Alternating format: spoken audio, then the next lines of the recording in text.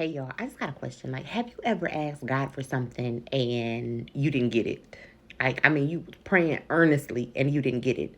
Or say for instance, you maybe did a prayer wall or a vision board and you like, God, this thing has not manifested yet, right?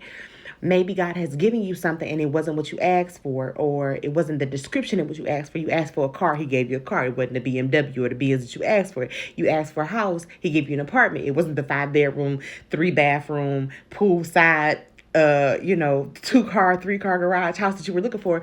Maybe you asked him for a high paying executive job and he gave you a low level clerk position. Like maybe he supplied the need, but not according to how you feel like he should have supplied it. And oftentimes, sometimes we have an entitlement spirit like God owes us something. Or sometimes we just feel like, God, I know I put in the work. And so I'm just waiting on my return on what I deposited, which I'm trying to withdraw out of the bank of heaven.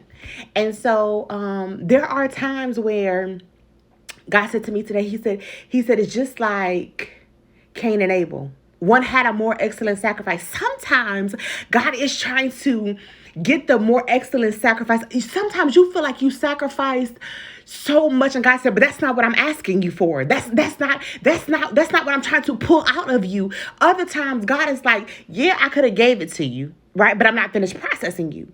Or maybe he's finished processing you, but he's testing you. Not only is he testing your response, he was testing your faith to understand and see if you still trust and believe in him.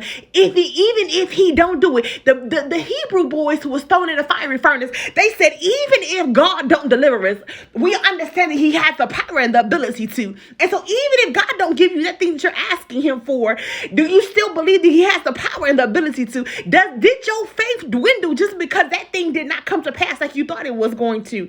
And so I came today because sometimes we have to recalibrate our thinking. Right? And so we need to create in us a clean heart and renew a right spirit within us. We need to be transformed by the renewing of our mind. And so because sometimes we have this entitlement spirit walking in, and because we have this misconception of blessings. He don't owe us nothing. And so the reality is that I came today because somebody asked me real quickly. Somebody asked me, they said, how do you walk this walk? They said, when do your joy show up? When do you get the things that you've been praying for? I said, God, he didn't promise me joy for things.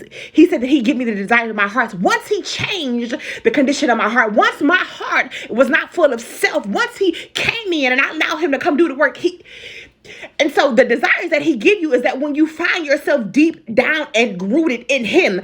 And so the reality is that I have to just find myself content